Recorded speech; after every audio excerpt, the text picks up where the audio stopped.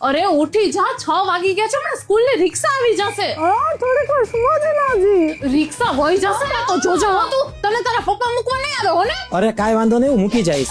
તમારા કારણે જ બગડી છે, બોલો માં તમે કઈ. અને નાઈ લે તો તું ફટાફટ, હાલ હાલ. એ નીંદર માંથી બહાર આવ એટલે જ રાડું પાડી પાડીને કહેતી હતી વેકેશન માં કે વેલી ઉઠી જા.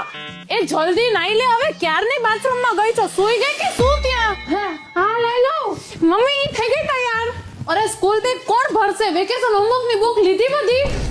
ઈ તો ભૂલાઈ ગયું. ભૂલક્કડ લે જા. લઈ લે મમ્મી. એ મમ્મી નાસ્તામાં ભૂંગળા ભરી દેજે હો, ને તળેલી રોટલી આઈ. આ મારી છોટી મહારાણી ને આવું બધું બહુ ભાવે, એટલે હું તો બધું ફોર્ચ્યુન કપાસિયા તેલમાં જ બનાવું. આમાં ટોકોફેરોલ છે એટલે એનો નાસ્તો લાંબા સમય સુધી ફ્રેશ રહે. અને આ શૂઝ સાફ નથી કર્યા હજી.